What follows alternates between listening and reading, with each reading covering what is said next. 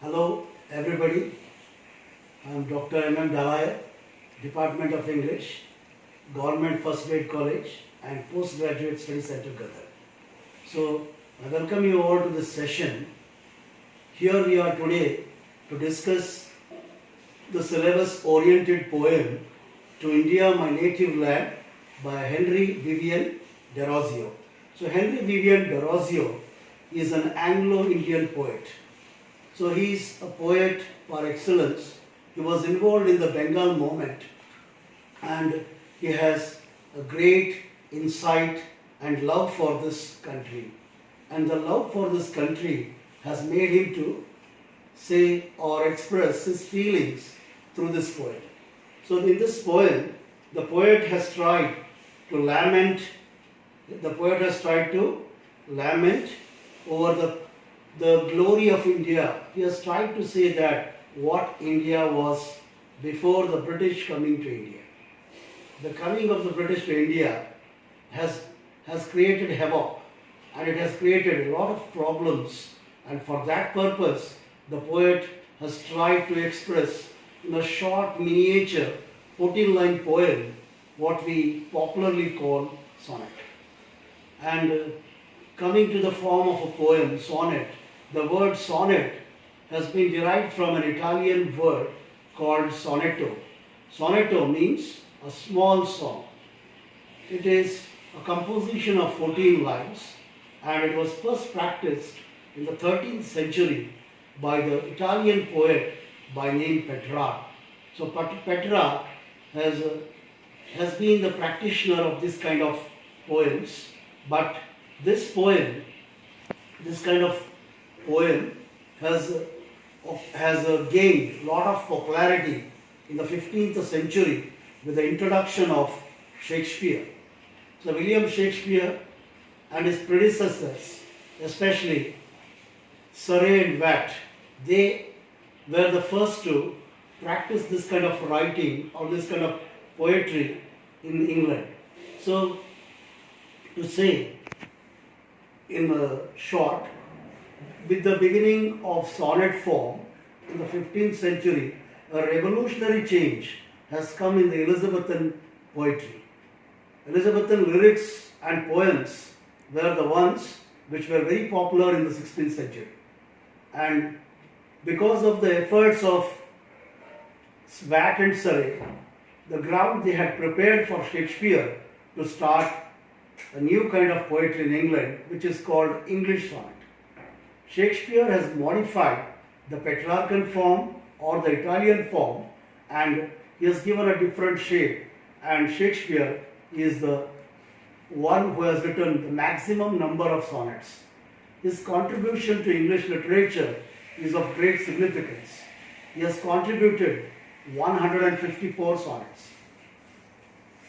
Of them, 1 to 117, his poems contain the element of love and friendship. So the themes of love and friendship have been dealt in those poems, and the remaining from 117 and up to 154, these poems have been devoted to a dark lady who was Shakespeare's lover, as it has been presented to us by the contemporaries of Shakespeare. And along with Shakespeare, the sonnet form grew more popular.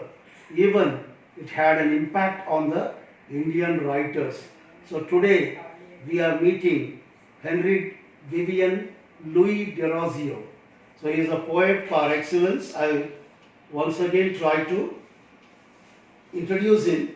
He is the one who has tried to speak about the glory of a great nation called India, a nation which was known for its literary heritage, culture, spiritual belongingness, and apart from that, we are told the material prospects in India were very much which are just before us, but in those days India was a land of gold.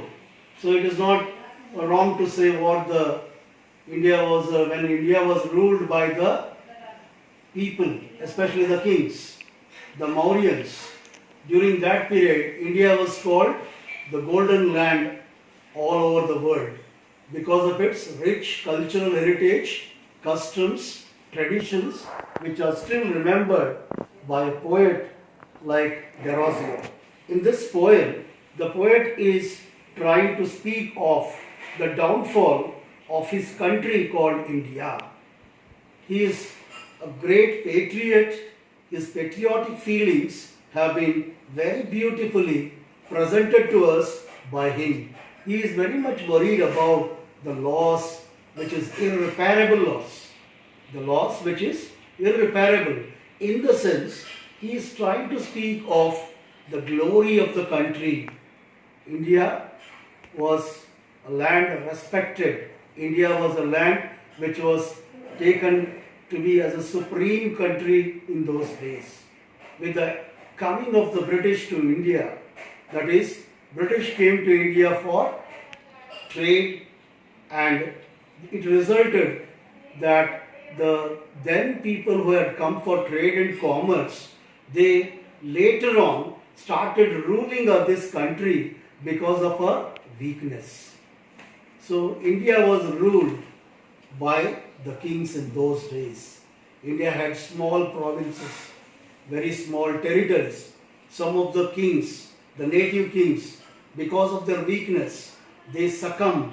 They surrendered themselves to the Britishers, and it resulted in a great loss. So the masters became the slaves. Indians were the masters. With the coming of British, Indians became slaves, means they were enslaved by the British. Loss of freedom, loss of spirit, glory, culture, everything was lost just because of our weakness. That's what it has been told that we should remain together, stay together. And as a very popular saying, I hope you all remember this, united we stand, divided we fall. We have to join hands for a better cause, because we live in a country which is known for peace, and it has the peace lovers. Especially there were some pioneers like Mahatma Gandhi. So Mahatma Gandhi has preached violence is not required according to Mahatma Gandhi.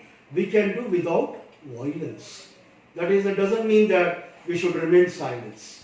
So Mahatma Gandhi has preached the principle of non-violence, and he advocated the practice of truth amongst us.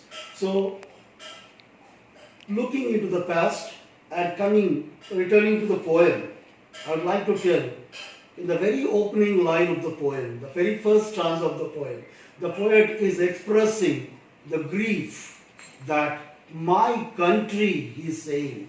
And you, after the word my country, after this phrase, you find an exclamation mark.